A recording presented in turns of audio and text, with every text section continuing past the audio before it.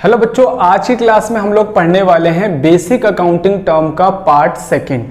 Part first के अंदर आपको मैंने कुछ बेसिक अकाउंटिंग टर्म्स क्लियर करवाए थे। आज की क्लास के अंदर भी कुछ इंपॉर्टेंट बेसिक अकाउंटिंग टर्म्स मैं आपको क्लियर करवाने वाला हूं। तो आइए जल्दी से हम वीडियो को स्टार्ट करते हैं। सबसे फर्स्ट नंबर पे जो हमारा अकाउंटिंग टर्म है, इंपॉर्टेंट अकाउंटिंग टर्म है। जब तक 11th में अकाउंट्स पढ़ोगे, 12th में पढ़ोगे, कभी भी अकाउंट्स पढ़ोगे, ये वर्ड आपको बार बार मिलेगा, दैट इज ड्रॉइंग। ड्रॉइंग का मतलब क्या होता है, लास्ट क्लास में आपको समझाया था कि जब बिजनेस का मालिक या बिजनेस का ओनर कोई भी पैसा, कोई भी असेट्स यानी कोई भी संपत्ति बिजनेस के अंदर इन्वेस्ट कर देता है, लगा देता है, तो उसको हम कहते थे कैपिटल।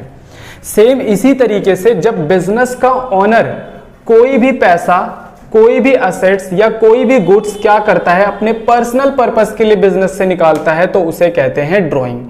द अमाउंट विड्रॉ और गुड्स टेकन। अब जरूरी नहीं है कि जो बिजनेस का मालिक है वो पैसा ही निकाल के ले जाए, वो गुड्स भी लेके निकाल के जा सकता है। जैसे भाई मान के चलो कि मैं एक जनरल स्टोर चला रहा हूँ, तो जनरल स्टोर चला रहा हूँ तो मैं क्या करूंगा, जितना भी सामान बेचूंगा, मैंने देखा कि भाई आज 5,000 की सेल हो गई, एक काम करते हैं घर के खर्चे के लिए इसमें से 3,000 रुपये लेके जाते हैं। तो अभी मैंने क्या करा, मैंने अमाउंट विड्रॉ करा है बिजनेस के अंदर से, तो इसे कहेंगे ड्रॉइंग। सेम इसी तरीके से घर से फोन आ गया, भाई एक काम करो 2 किलो दाल लेकर आ जाओ, यानी कि अब क्या है कि मैं दाल को बेच नहीं रहा, उस दाल को अपने घर के लिए लेके जा रहा हूं, यानी कि मैंने यहां पर पैसा विड्रॉ नहीं करा, बल्कि गुड्स मैंने अपने बिजनेस के अंदर से क्या कर लिए, विड्रॉ कर लिए। ठीक है, तो इसे भी क्या कहेंगे, ड्रॉइंग।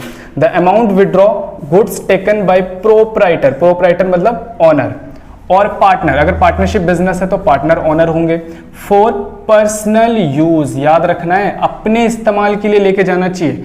भाई मान के चलो मैंने बिजनेस से 2,000 रुपए निकाले और 2,000 रुपए निकाल के ले जाकर बैंक में जमा करवा दिए, या 2,000 रुपए निकाले और बिजनेस के लिए, मान के चलो 2,000 रुपए से मैं कोई फर्दर कोई सामान बिजनेस के लिए लेकर आ गया, तो क्या मैंने उस पैसे का घर के लिए इस्तेमाल करा? नहीं, तो वो ड्राइंग नहीं है। ड्राइंग कब होगा, जब बंदे ने बिजनेस के अंदर से पैसा निकाला या कोई भी सामान निकाला, किसके लिए, अपने पर्सनल यूज के लिए, तो उसे हम क्या कहेंगे, ड्राइंग कहेंगे। एक बड़ी इंपॉर्टेंट बात लिखी हुई है, हमेशा याद रखनी है कि drawing record eight purchase cost. Drawing को हमेशा परचेज कॉस्ट पे रिकॉर्ड की जाती है। इसका एक छोटा एग्जांपल आपको देखता हूं।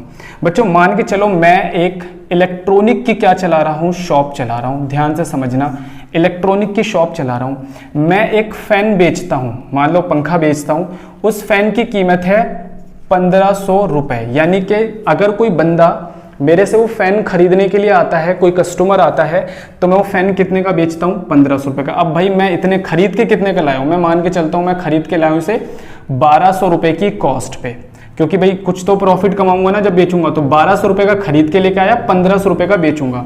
कोई भी इंसान मेरे पास फैन लेने आएगा, बोलेगा भैया पंखा कितने का, मैं बोलूंगा भाई 1,500 रुपए का है। ठीक है, कोई भी इंसान हो, चाहे बाहर का कोई भी इंसान है। अब मेरे पास घर से फोन आ गया, घर से फोन क्या आया कि भाई एक काम करो, घर का पंखा खराब हो गया, एक पंखा लेकर आना। अब बच्चों मेरा सवाल यह है कि जब मैं अपने घर के लिए पंखा लेकर जाऊंगा, तो मैं अपने घर वालों के लिए 1,500 रुपए के लिए लेके जाऊंगा या 1,200 रुपए के लिए लेके जाऊंगा, बस मेरा सवाल यह है। ठीक है, जब भी हम घर पे कोई सामान लेकर जाते हैं तो हम खुद से प्रॉफिट थोड़ी ना कमाते हैं बच्चों। हम अपने घर के लिए जब भी कोई असेट्स बिजनेस के अंदर से लेके जाते हैं, जब भी कोई गुड्स बिजनेस के अंदर से लेके जाते हैं, तो वो कॉस्ट प्राइस के ऊपर ही लेकर जाते हैं। तो यही लॉजिक है कि ड्राइंग को कॉस्ट प्राइस पे रिकॉर्ड किया जाता है। It reduce the capital of business. देखो जब ऑनर बिजनेस में पैसा लगाता है, ऑनर जब बिजनेस के अंदर कोई असेट्स लेके आता है, तो उसकी कैपिटल बढ़ जाती है। सेम इसी तरीके से अगर ऑनर बिजनेस के अंदर से कोई गुड्स लेके जाता है, ऑनर बिजनेस के अंदर से पैसा निकाल के लेके जाता है, तो उसकी कैपिटल कम हो जाती है। तो आपको ड्राइंग वर्ड समझ में आ गया होगा। 3 पॉइंट है, तीनों इंपॉर्टेंट पॉइंट है, यही एग्जाम में लिखना है। अगले नंबर पे है लायबिलिटी। सिंपल बच्चों, लायबिलिटी को हम लोग रिस्पॉन्सिबिलिटी भी कह देते हैं। ये पूरे बेसिक अकाउंटिंग टर्म का बहुत इंपॉर्टेंट वर्ड है, ये वाला भी, इसको ध्यान से समझना। तो लायबिलिटी को सिंपल मतलब कह देते हैं रिस्पॉन्सिबिलिटी। एक छोटे से एग्जांपल से ही आप लोगों को मैं क्लियर करता हूं। मान के चलो बच्चों मैं एक शॉप चला रहा हूं, मेरे पास 2 एम्प्लॉय बेचारे काम कर रहे हैं। उन दोनों एम्प्लॉय ने मेरे पास पूरे महीने काम करा। पूरे महीने जब 1 महीना पूरा हो जाएगा तो क्या कहेंगे कि लाओ भाई मेरी सैलरी दे दो। तो यानी कि अब मेरे ऊपर रिस्पॉन्सिबिलिटी है कि मैंने उनसे काम करवाया पूरे महीने, तो मैं उनको सैलरी पे करूं, दैट इज लायबिलिटी।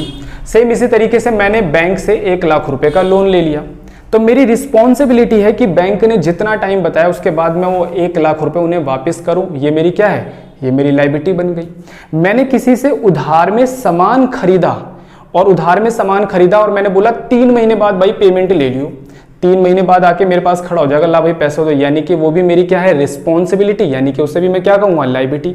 सिंपल सा मतलब है, बिजनेस को बाहर वाले लोगों को या बिजनेस के अंदर वाले लोगों को जितना भी पैसा पे करना है उसको हम कह देते हैं लायबिलिटी। ठीक है, तो आइए ध्यान से समझते हैं। इट मीन्स लीगल ऑब्लिगेशन, कह रहा है लायबिलिटी तो एक लीगल ऑब्लिगेशन है, किसकी, बिजनेस की, which arising out of some transaction. ठीक है भाई, ये किसी ट्रांजेक्शन से या इवेंट से क्या होती है, अराइज होती है। जैसे कि हमने बिजली का बिल पूरा, बिजली इस्तेमाल कर ली, 1 महीने तक बिजली इस्तेमाल करी, तो फिर क्या आएगा, इलेक्ट्रिसिटी बिल आएगा। तो यानी आपने बिजली इस्तेमाल करी तभी तो इलेक्ट्रिसिटी बिल आ रहा है, आपने एम्प्लॉइज से काम करवाया तभी तो वो सैलरी मांग रहे हैं, आपने किसी से काम करवाया तभी तो वो वेजेस मांग रहा है, आपने बैंक से लोन लिया तभी तो वो आपसे इंटरेस्ट या लोन के पैसे वापस मांग रहा है। तो इसे लीगल ऑब्लिगेशन क्यों बोला जाता है कि अगर आपने सामने वाले की लायबिलिटी नहीं चुकाई तो वो आपके ऊपर कानूनी कार्रवाई भी कर सकता है। जैसे मैंने किसी सप्लायर से 5,000 रुपए का सामान उधार ले लिया, मैंने उसे वादा करा 2 महीने बाद आपके पैसे दे दूंगा, 2 महीने हो गए मैं उसको पैसे नहीं दे रहा, तो अब बताइए वो मेरे खिलाफ क्या कर सकता है, लीगल ऑब्लिगेशन अपना सकता है। भाई मेरे खिलाफ कानून कोर्ट में जा सकता है, मेरे खिलाफ केस भी कर सकता है। तो लायबिलिटी मतलब it is a legal obligation of the business जो किसी ट्रांजेक्शन या इवेंट से अराइज होती है। अब बच्चों लायबिलिटी को ऐसे क्लासिफाई भी किया जा सकता है कि लायबिलिटी इंटरनल भी हो सकती है और एक्सटर्नल भी हो सकती है।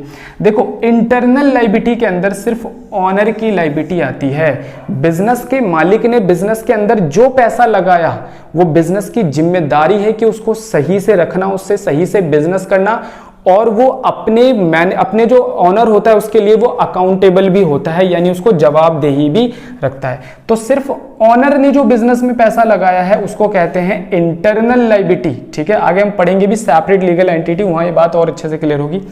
एक्सटर्नल लायबिलिटी में कौन आ गया, किसी को बिजली का बिल पे करना है, बिजली का बिल बिजनेस के बाहर वाला बंदा है, एक्सटर्नल लायबिलिटी। एम्प्लॉय जो एक बाहर से आ रहा है हमारे बिजनेस में काम कर रहा है, उसको सैलरी पे करना है, वेजेस पे करना है।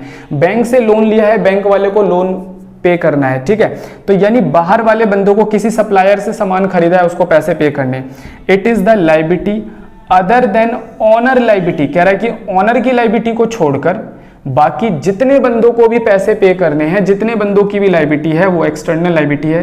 क्रेडिटर बेटा वो होता है जिसे हमने जो हमें सामान की सप्लाई करता है, यानी गुड्स की सप्लाई करता है, जिसने हमें उधार में गुड्स दिए हुए हैं और उसको हमें फ्यूचर में पैसे पे करने हैं। बैंक ओवरड्राफ्ट हो गया, आपको पता ही होगा।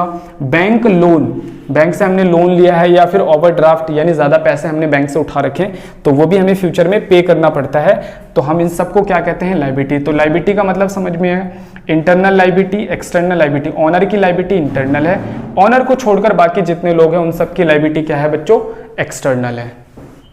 नेक्स्ट है बच्चों लायबिलिटी के अंदर क्लासिफिकेशन ऑफ लायबिलिटी। देखो जनरली हम लायबिलिटी को अकॉर्डिंग टू टाइम 3 तरीके से हम लोग इसे क्लासिफाई कर देते हैं। एक होता है हमारा करंट लायबिलिटी, ठीक है, इसे शॉर्ट टर्म लायबिलिटी भी कह देते हैं। एक होता है हमारा नॉन करंट लायबिलिटी, इसे हम लॉन्ग टर्म लायबिलिटी या लॉन्ग टर्म डेब्ट के नाम से भी जानते हैं। और थर्ड है हमारा कॉन्टीजेंट लायबिलिटीज। तो तीनों को एक बार समझते हैं। करंट लायबिलिटी का मतलब क्या होता है, current liability are those liability which are normally due and payable within 1 year. कह रहे कि अगर ऐसा कोई भी कर्जा आपके ऊपर है, ऐसी कोई भी रिस्पॉन्सिबिलिटी जिसको आपको 1 साल के अंदर अंदर क्या करना है, पे करना है, यानी कि किसी भी इंसान को या कोई भी रिस्पॉन्सिबिलिटी जो आपको 1 साल के अंदर अंदर उतारनी है उसको हम क्या कहते हैं, current liability.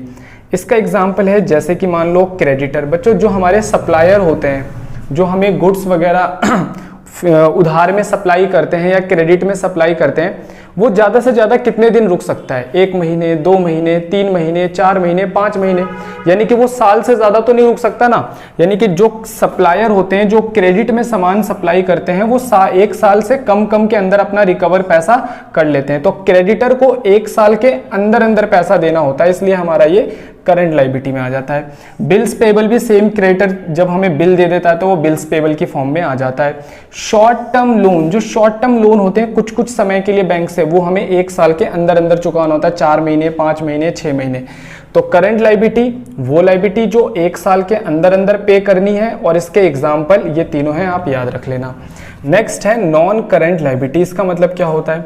Non current are those liabilities which don't due immediately, कह रहा है वो लायबिलिटी जो इमीडिएटली ड्यू नहीं है और उसे हमें कितने दिन के बाद पे करना है, आफ्टर अ ईयर और मोर, ठीक है, 1 साल के बाद या 1 साल के बाद से ज्यादा में पे करना है तो उसे हम नॉन करंट लायबिलिटी कह देते हैं। जैसे कि लॉन्ग टर्म लोन, बैंक से लोन लिया हुआ है लंबे समय के लिए, 10 साल के लिए, 20 साल के लिए, 15 साल के लिए, तो इस लायबिलिटी को उतारने में काफी टाइम लगता है, तो ये नॉन करंट लायबिलिटी में आ जाता है।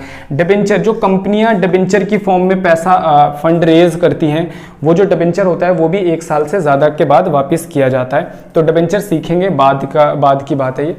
अगले नंबर पे हमारा कॉन्टीजेंट लायबिलिटी। बच्चों कॉन्टीजेंट लायबिलिटी कुछ अलग टाइप की लायबिलिटी कहता है, are those liability which payable on the occurrence of some event और कंटीजेंसी। देखो ये लायबिलिटी एक प्रोबैब है, एक बोल सकते हैं कि प्रोबेबिलिटी है कि भाई कोई चीज अगर हो गई तो चुकानी है, नहीं हुई तो नहीं चुकानी। जैसे एग्जाम्पल के तौर पे मैंने अपने एक सप्लायर के सामने कंडीशन रख दी, सप्लायर को मैंने बोला देख भाई अगर कल 10 बजे से पहले सामान आ गया तब तो मैं तुझे पैसे दूंगा, अगर 10 बजे के बाद सामान आया तो मैं कोई भी पैसा तेरे को नहीं दूंगा। तो अगर सामान 10 बजे से पहले आ गया तो लायबिलिटी बन जाएगी, और अगर 10 बजे के बाद आया, लेट लेकर आया, तो मेरे ऊपर कोई भी लायबिलिटी नहीं बनेगी। तो इस तरीके की लायबिलिटी जो किसी इवेंट के ऊपर डिपेंड हो जाए उसे हम लोग कंटीजेंट लायबिलिटी कहते हैं। तो बच्चों आज की क्लास के अंदर ड्राइंग को पॉइंट टू पॉइंट समझा, और हमने उसके बाद लायबिलिटी को पॉइंट टू पॉइंट समझा, लायबिलिटी की डेफिनेशन क्या होती है, लायबिलिटी को क्लासिफाई कैसे कैसे किया जा सकता है। बहुत ही इंपॉर्टेंट है एग्जाम के लिए और आपके आगे के लिए भी, तो ध्यान से इन सारी चीजों को नोट कर लेना और सारी चीजों को पढ़ लेना, अच्छे से याद कर लेना। मिलते हैं अगली क्लास के अंदर।